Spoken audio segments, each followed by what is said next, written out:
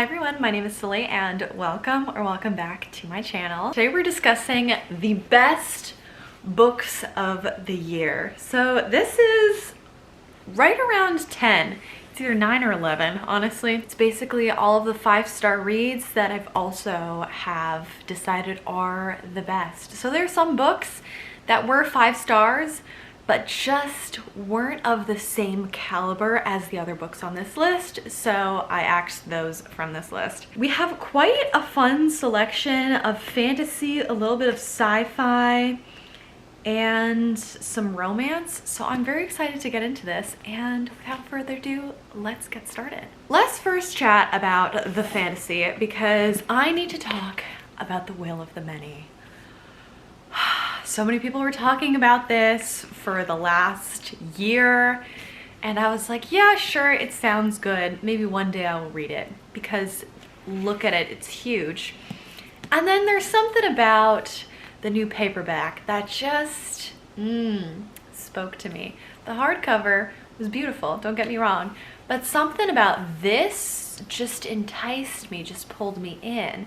Made me think, you know what, I think it might be time to finally give this a shot. I will say the first maybe 50 or 80 pages, I wasn't sure where it was going.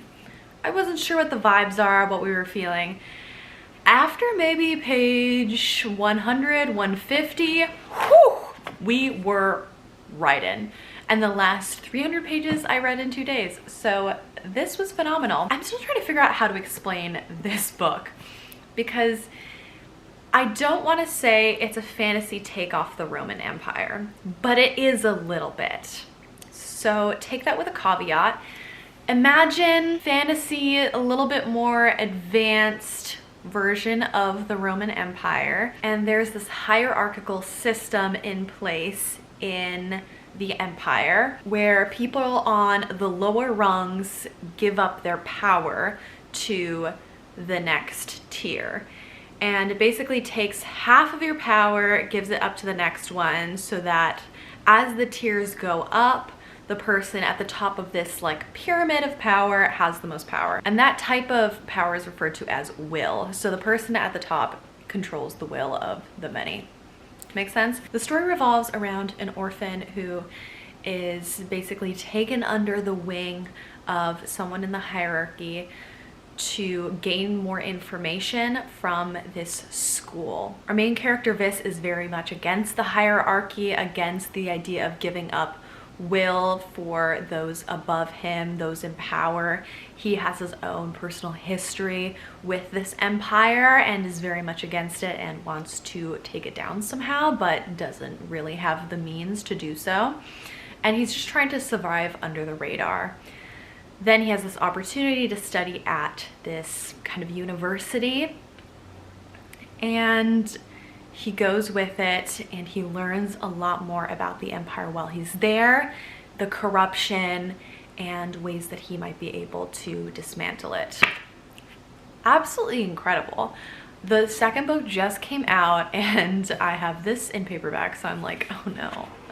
I don't want to have a mismatching set, but I will be reading it from my library because I am currently, I think I started off as number 90th on the hold list, and now I'm number 60th. So I'm gonna get it in a couple of weeks, which I'm very excited about. Anyways, this book was freaking phenomenal. Highly recommend if you're interested in fantasy that has more of like a wartime, militaristic element to it, and is much more of like a high fantasy, adult fantasy vibe. Loved this. Then on the lighter fantasy side, we have Watermoon.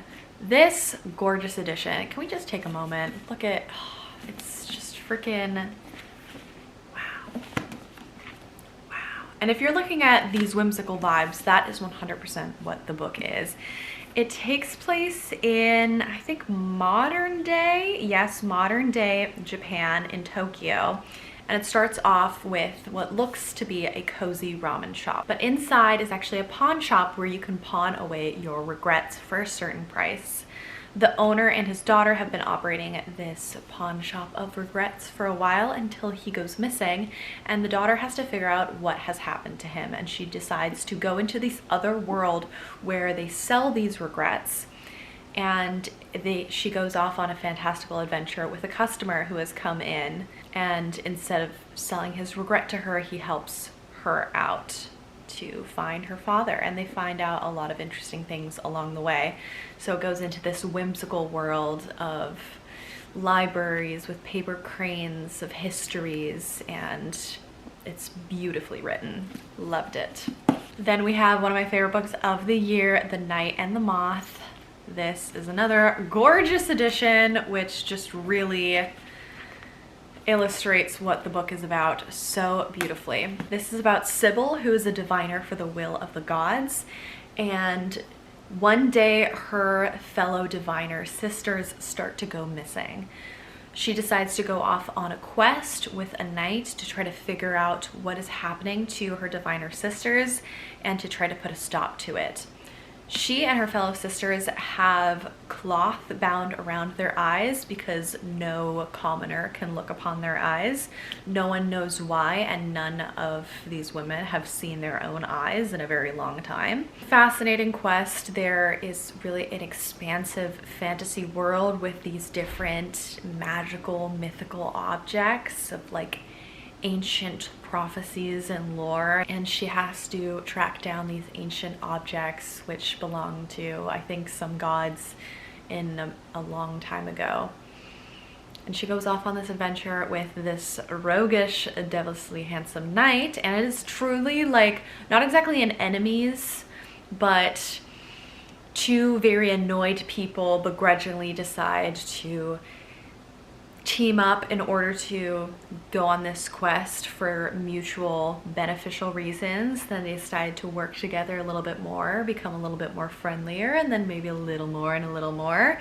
And it is just a very well done progression that I absolutely loved. There is also a gargoyle who is just like a little whimsical, funny companion along the way. Truly a beautiful story. I read this in like 2 days. I loved it. Then we have to talk about Wild Reverence, which I still don't have a physical copy of because I read it digitally as an advanced reader copy, and I really want to get the UK edition, but I'm also on a book buying pause, so I will get my hands on it soon, mark my words. But I digress. This beautiful story is technically in the same world as the Divine Rivals series, which is this fantasy take off of like an 1800s war where it's a little bit of a, I don't know if gas lamp fiction is the right word because it's a little bit post like a gas lamp era, but there's typewriters and there's old style cars, but there's also a pantheon of gods and there's magic. And in that story, there is a journalist who becomes a war reporter. So anyways, that is the original series. And this book takes place in that same world, but it is hundreds of years before those events. And it is all about a goddess and her journey from being born to childhood to becoming a young woman and discovering her powers. Because at first, when she is born, she is seen as weak. She's just the messenger of the gods, but there's also something a little more interesting about the prophecy for her future, so there seems like there could be some more for her to uncover. She travels between worlds carrying the messages of the gods back and forth until one day she tumbles into the dream of a young human boy, and they meet and they end up meeting multiple times again, and this is about their love story. It is such a beautifully written novel. It's so interesting, the pantheon of gods and the magic system of how these gods divide their powers and how they can gain more power and how it's connected to constellations and star systems is so interesting and just so fun to read. I absolutely devoured this book and I highly recommend it. Once again, even though it takes place in the same world as the Divine Rivals series, you don't need to have read the Divine Rivals, and honestly, like, I enjoyed the Divine Rivals, but I loved Wild Reverence. So really, you don't need to read those books, if you enjoy Wild Reference and you want more in that world, you can check out Divine Rivals, but honestly, the vibes of the stories are very different. So just because you enjoy one doesn't mean you're necessarily going to love the other one, and just because you didn't enjoy one doesn't mean you're not going to enjoy the other one, if you know what I mean. So loved that one. Next we have a very recent read, which is Dungeon Crawler Carl by Matt Dinneman. I need to get my hands on a physical copy of this book because I listened to it via audio, which I highly recommend. The audiobook is fantastic. It's so fun. The narrator that does it, oh, what's his name? Jeff Hayes does the narration for the series, and he does an amazing job with the voices. He just brings so much life to the characters. I love it. So Dungeon Crawler Carl is about Carl and his ex-girlfriend's cat, Princess Donut, and what they have to go through when all of a sudden the apocalypse has come, aliens have entered the world, and Earth has been turned into a dungeon level lit RPG game. Sounds insane, I know, just trust me. So he brings his cat into the lower tunnels that have suddenly been created inside Earth, and they have to level up as they go down through these dungeon levels and beat up monsters, go on quests, and try to survive in this new game show that they have been placed into. It's all about this race of aliens that goes to different planets, takes over them, and puts its inhabitants into this dungeon mini game that puts its inhabitants into this dungeon style game for the viewing pleasure of their population, the alien population. Like I said, very much of a D&D type of contingent. Each person that enters the dungeon gets their own player stats, and as they kill and destroy things, they level up certain skills, they can get certain artifacts, and he enters wearing just a t-shirt, boxers, and some fluffy Crocs with his cat, or his ex-girlfriend's cat. It is so funny, it is so creative and just outrageous and silly, but in a really inventive fantasy way. Truly, I know this plot sounds absolutely outrageous. It's so fun. It's so fun, funny, and just a good time. I cannot recommend it enough. If you enjoy D&D, or anything similar, if you like Baldur's Gate, if you like any kind of role-playing games, check it out. It's so much fun. And there's like 8 books in the series now. I'm already listening to the second one. I'm halfway through, and I'm already trying to secure the audiobook for the third one. I love this series. Then we have Project Hail Mary, which is so funny because I own a copy of this. I got it through, I guess, Book of the Month when I subscribed like many years ago when this came out. And I did not touch this copy because I listened to the audiobook and I loved the audiobook. I highly recommend the audiobook. If you can get your hands on it, it's so much fun. This is becoming a movie in a couple of months, I think in February of 2026. And I wanted to read it before the movie came out, and I'm so glad that I did because I loved this book. It was so much more than I was expecting. I thought it was literally just about a random ass man floating around in space trying to science the shit out of something, just like The Martian. You know, The Martian's great, but I thought this would be something similar. I wasn't expecting anything much deeper, although absolutely not a diss on Andy Weir. Andy Weir is an incredible writer, a great creator of plot structure and really interesting science combined with out of this world ideas. But that was just my impression of what this book was going to be about. That is not it. Sure, it's a man floating around in space, but it's so much more. I won't give too much away because a lot of this book should be a surprise, as it was to me. That's what makes it so incredible. I will just say that the whole plot revolves around something bad has happened to Earth, and the scientists on Earth are trying to figure out how to stop it. Our main character is someone who you would not expect to be part of that contingent. I won't say what he does, but he somehow gets involved in that. And the story takes place jumping back and forth between him being out alone in space and trying to recover his memories of how the hell he got there and what he's doing there, how all of this came to be, and then going back into his memories of what happened on Earth and how he got there. And it is so well done. It is not just about space, it is about humanity and love and friendship and communication. The linguistics in this, let me just say, incredible. It's so funny and humanizing. I don't know. It's just such a wonderful, heartfelt, heartwarming story. I cried at the end.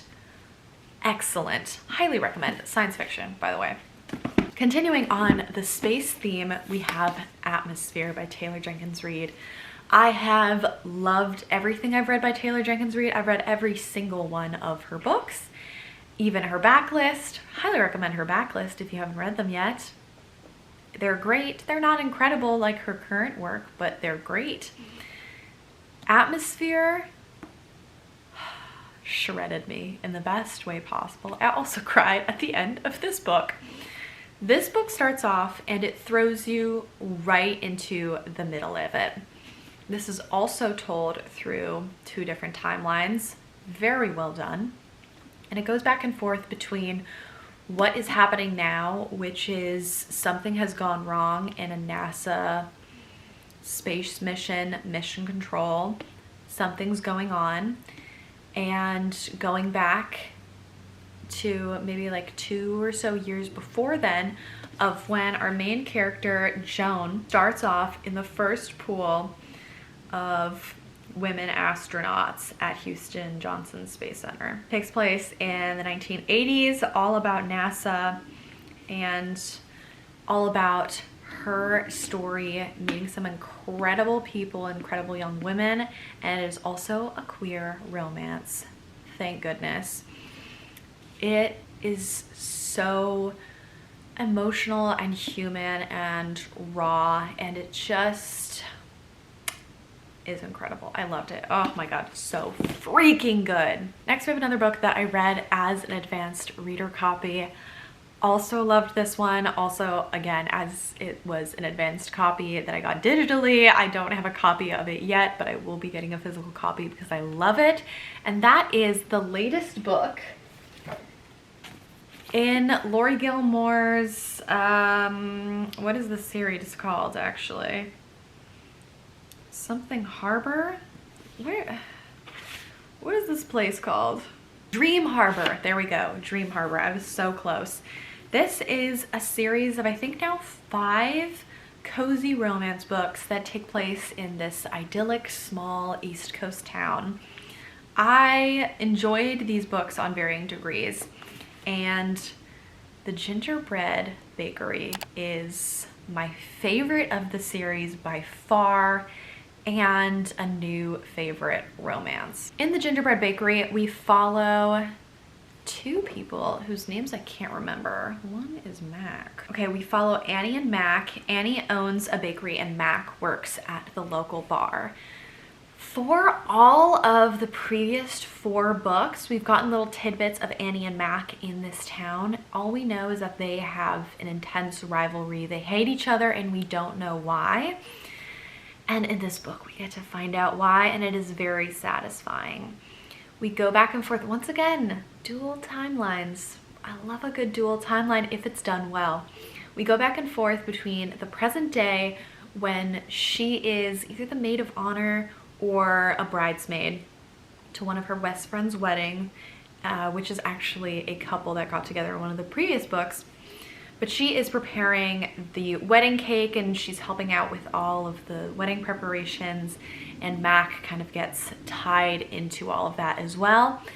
And they end up discussing and kind of thinking about the past and how they got to this enemies situation, and it takes us back into time of when they were in high school and telling us about what went down.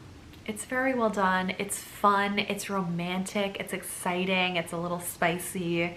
It's very good. And then last of all, we have, unsurprisingly, because I've read every single book she's ever written and I've loved every single book she has written, 2 new books by B.K. Borison. So let's discuss.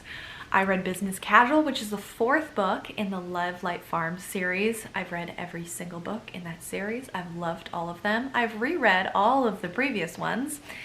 And then finally this one came out. I actually reread the previous ones with my book club, The Romantics, which has been on pause for some time, but it will be returning one day.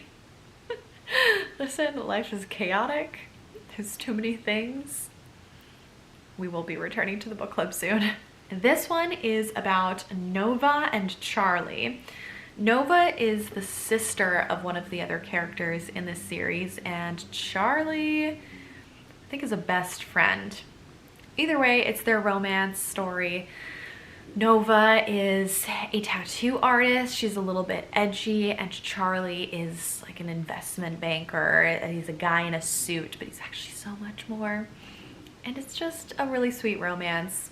Highly recommend. Once again, it is in a little small town on the East Coast, and it has all the small town vibes.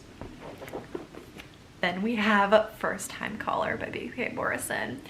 This is a retelling of Sleepless in Seattle, but if it were set in Baltimore over a radio slash podcast. No, it's a radio show. It's a radio show, and it is about Lucy, who is a single mother. Her young daughter calls in asking for dating advice for her mom.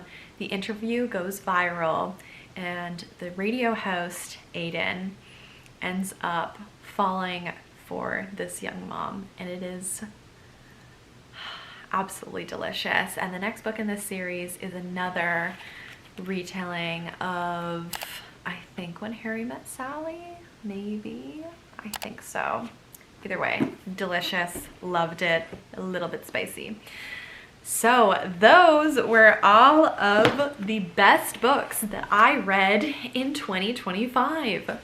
Let me know what your favorite reads were of this year. If you've read any of these and also really enjoyed them, or if you've read some of these and you've hated them, please let me know. Let me know what I should prioritize for 2026. And I hope you have a lovely rest of your day. Thank you so much for hanging out with me. If you've made it this far in the video, comment a star emoji or just comment the word star. Make sure to subscribe so we can chat all things books, movies, and cozy hobbies, and I will see you in the next one.